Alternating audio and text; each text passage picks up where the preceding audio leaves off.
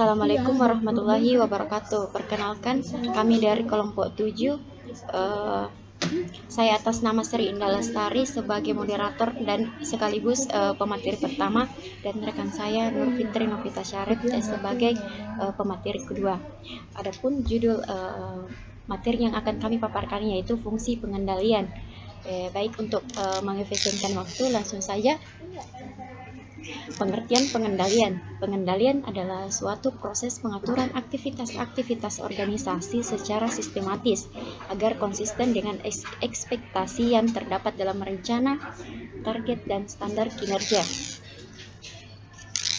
Fungsi-fungsi pengendalian berkaitan erat sekaligus dengan fungsi-fungsi perencanaan. Yang pertama, pengendalian harus terlebih dahulu direncanakan. Kedua, pengendalian baru dapat dilakukan jika ada rencana. Ketiga, pelaksanaan rencana akan baik jika pengendalian dilakukan dengan baik. Keempat, tujuan baru dapat dilakukan diketahui tercapai dengan baik atau tidak setelah pengendalian atau penilaian dilakukan. Asas-asas pengendalian. 1. Asas tercapainya tujuan. 2. Asas efisiensi pengendalian. Asas tanggung jawab pengendalian. Asas pengendalian terhadap masa depan. Asas pengendalian langsung. Asas refleksi rencana. Asas penyesuaian dengan organisasi. Dan asas pengendalian individual. Proses dan cara-cara pengendalian. 1. Menentukan standar-standar yang akan digunakan dalam pengendalian. Kedua, mengukur pelaksanaan atau hasil yang telah dicapai. Ketiga, membandingkan pelaksanaan atau hasil dengan standar dan menentukan penyimpangan jika ada. Keempat, melakukan tindakan perbaikan jika penyimpangan agar pelaksanaan dan tujuan sesuai dengan rencana. Selanjutnya akan dibahas oleh rekan saya Nur Fitri Novita Syarif. Dipersilahkan. Baik, terima kasih kepada moderator untuk mengefisienkan waktu. Perkenalkan, saya Nur Fitri Novita Syarif sebagai pemateri kedua. Yang pertama yang saya akan bahas yaitu cara-cara pengendalian atau pengawasan. Yang pertama, pengendalian langsung. Pengendalian langsung adalah pengawasan yang dilakukan sendiri secara langsung oleh seorang manajer. Yang kedua, pengawasan tidak langsung. Pengawasan jarak jauh artinya dengan melakukan laporan yang diberikan oleh bawahannya. Yang ketiga, pengawasan berdasarkan pengecualian. Pengawasan berdasarkan pengecualian adalah yang dikhususkan untuk kesalahan yang luar biasa dari hasil atau standar yang diharapkan. Selanjutnya, sifat dan waktu pengendalian. Yang pertama, preventive control. Pengendalian yang dilakukan sebelum kegiatan dilakukan untuk menghindari terjadinya penyimpangan dalam pelaksanaan. Yang kedua, reversive control.